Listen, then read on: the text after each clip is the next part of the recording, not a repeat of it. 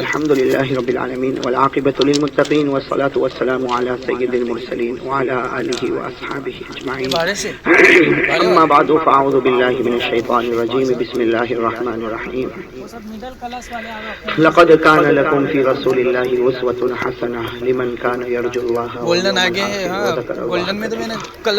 وروى الإمام المسلم عن أبي هريرة رضي الله تعالى عنه قال قال رسول الله صلى الله عليه وسلم الصلوات الخمس والجمعة إلى الجمعة ورمضان إلى رمضان مكفرات لما بينهن ما لم تغش الكبائر أو كما قال رسول الله صلی اللہ علیہ وسلم. میرے محترم دوستوں بزرگوں، اللہ کا سب سے پہلے تو ہم شکر ادا کریں کہ اللہ کا بہت بڑا کرم ہے. اللہ نے ہم سب کو دین کی نسبت پر جمع ہونے کی توفیق عطا فرمائی ہے. میرے دوستوں، اگر آپ برا نہ مانیں تو ایک بات آپ کو پہلے کہہ دوں کہ یہ جو درمیان میں جگہ خالی ہے نا، یہ مناسب نہیں.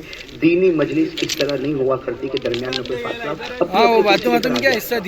جب تو کوئی درمیان میں آنے والا ہے اپنی اپنی کرسی لے کر ماشاءاللہ اللہ سب کے آنے کو قبول فرمائے. جو یہاں آگے بڑھے گا اللہ اس کو جنت میں بھی آگے بڑھائے گا انشاءاللہ. اللہ ان کو نبی کی محبت میں بھی آگے بڑھائے گا انشاءاللہ. ٹھیک ٹھاک لگ رہا نہیں بھائی جان وہاں کا ماشاءاللہ. ہمارے آقا محمد رسول اللہ صلی اللہ علیہ وسلم کے بارے میں جو ہم کو مجلس ملتی ہے وہ مجلس اسی طرح کی ہوتی تھی.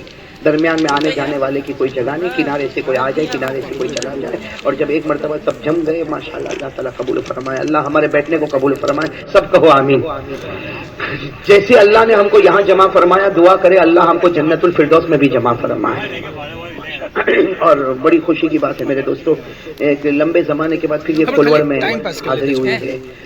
بہت ماضی قریب میں یہاں سائن بھی آنا ہوا، کٹھور بھی آنا ہوا. الحمدللہ یہاں بھی ہم جوانوں کی دعوت پر یہاں پہنچے ہیں.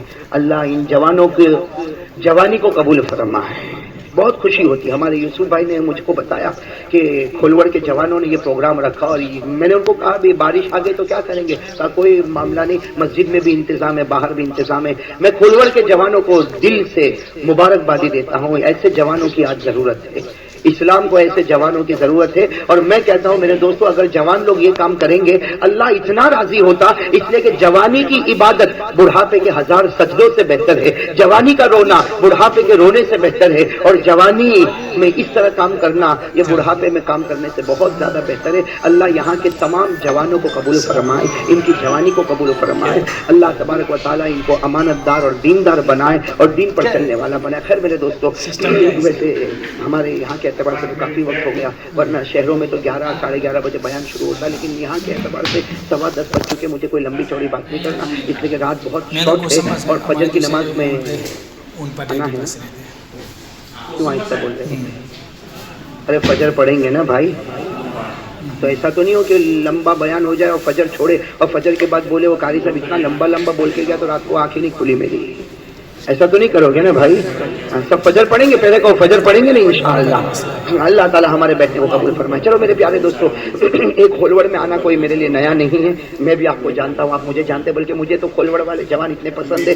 کبھی سورت میں دیکھتا ہوں تو یہ لوگ بیچارے وہاں پہنچے ہوئے، کبھی واکانیر میں پہنچے ہوئے، کبھی باڈولی میں پہنچے ہوئے. کہاں کہاں یہ بیچارے جوان پیچھے پیچھے آ جاتے ہیں. اور یقیناً یہ جو آتے ہوں گے نا، ایک ایک قدم پر اللہ ان کا ایک ایک گناہ معاف کرتا ہوگا. ایک ایک قدم پر اللہ ان کا درجہ بلند کرتا ہوگا. جو دین کے واسطے نکل جاتا ہے اللہ کو بڑا پیار آتا ہے. تو چلو میرے پیارو، آپ لوگوں نے پہلے بھی سنا، آج بھی ہم سب کو اللہ کا ذکر کرنا ہے انشاءاللہ.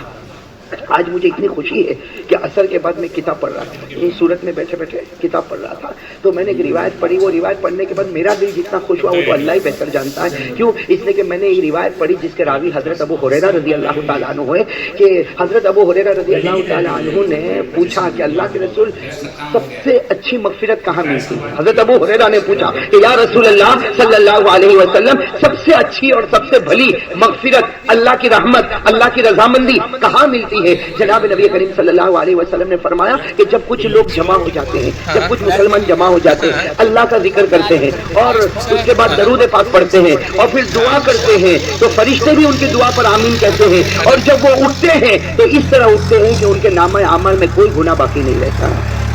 تو تو میرے دوستوں مجھے بھی اتنی خوشی ہوئی کہ الحمدللہ ہم جب بھی بیٹھتے ہیں تو اللہ کا ذکر کرتے ہیں. ارے کہو کرتے نہیں کرتے.